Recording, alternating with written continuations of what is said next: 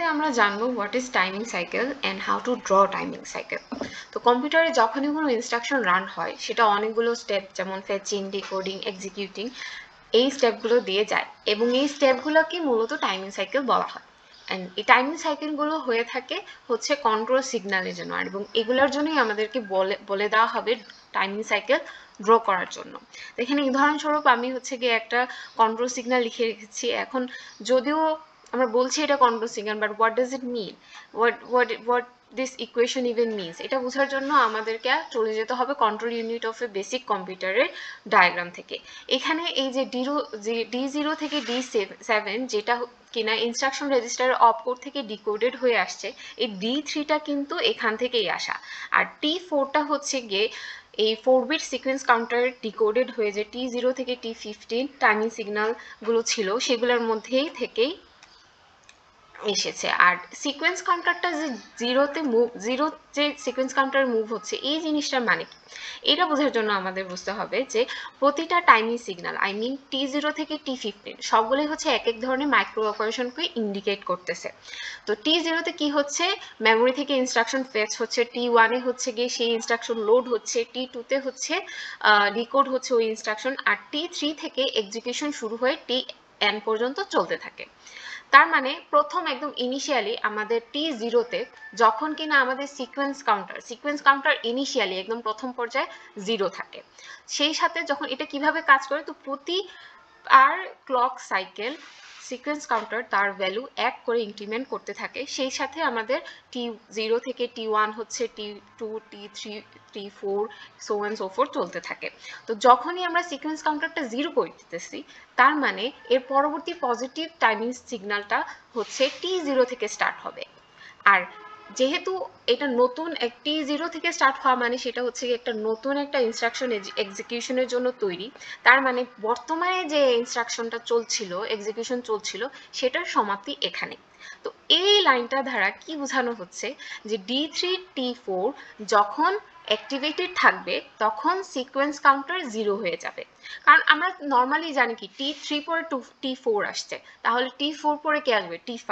But যেহেতু আমরা এখানে সিকোয়েন্স কাউন্টারটা 0 করে দিছি, আমাদের এই সিকোয়েন্স কাউন্টার T5 হইতে হলে আমাদের সিকোয়েন্স কাউন্টারটাকে 5 হতে হবে, 4 থেকে 5-এ যাইতে হবে। কিন্তু আমরা যেহেতু 0 করে দিছি, তার মানে আমাদের আবার T0 স্টার্ট হয়ে গেছে।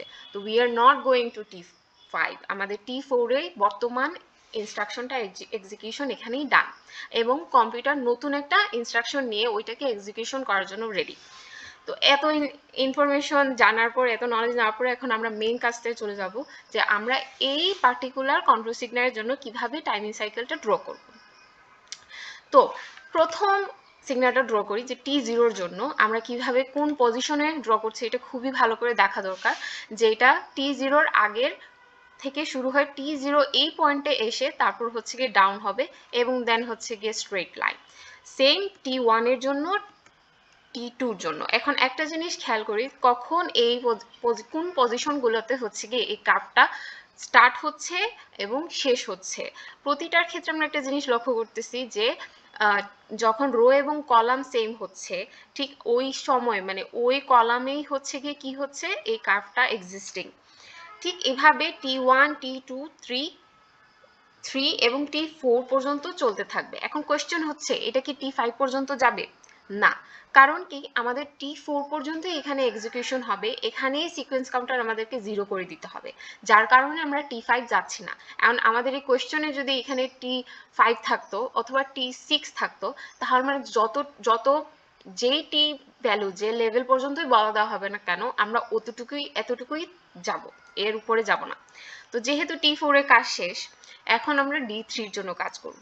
এখন D3-র কার্ভটা দেখি আমরা কোন পজিশন থেকে, কোন জায়গা থেকে স্টার্ট হয়েছে। তো আমরা একটু আগে দেখেছি যে T3 থেকে হচ্ছে কোনো একটা ইনস্ট্রাকশন এক্সিকিউশন স্টার্ট হয়। তো তার কারণে আমরা D3টা হচ্ছে কি আমাদের কার্ভটা স্টার্ট হয়েছে ঠিক T2-র পরে এবং T3-র আগ পর্যন্ত। আচ্ছা, তারপর হচ্ছে কি এখন আমাদের আটার মোস্ট ইম্পর্টেন্ট কাজ যে সিকোয়েন্স কাউন্টারটাকে ক্লিয়ার করা, মানে 0 করা। এখন আমরা এই কোয়েশ্চেন অনুযায়ী, ইকুয়েশন অনুযায়ী আমাদের কখন সিকোয়েন্স কাউন্টারটা 0 করতে হবে, যখন D3 T4 দুইটাই অ্যাক্টিভেটেড এবং দেখা যাচ্ছে যে এই ঘরটা, এই কলামটাই হচ্ছে, এই পজিশনটাই হচ্ছে গিয়ে যেখানে কিনা এই D3 T4 দুইটাই অ্যাক্টিভেটেড। তো এই জন্যই এই কার্ভটা ঠিক এই পজিশনেই আমরা হচ্ছে গিয়ে আঁকবো। তো এতটুকু তো বুঝলাম।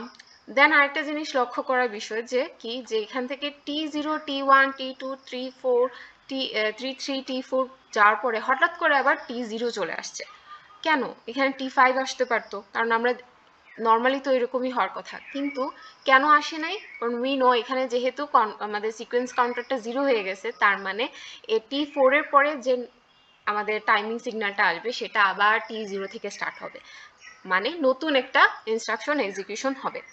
যার কারণে আমরা দেখছি যে এখানে যেভাবে আমাদের ইনিশিয়ালি T0 এর জন্য আমরা যেভাবে একটা কার্ভ ড্র করছিলাম, সেখানে আবার একটা কার্ভ ড্র হবে এবং এভাবে চলতে থাকবে। নতুন একটা এক্সিকিউশন এদিকে হবে, এরপরে হয়তো আরেকটা হবে। তো এই হচ্ছে গিয়ে কি আমাদের যে এভাবে আমরা যে কোনো এক কন্ট্রোল সিগন্যালের জন্য, যে কোনো ইকুয়েশনের জন্য আমরা হচ্ছে কি টাইমিং সিগন্যাল ড্র করতে পারবো। That's it, thank you.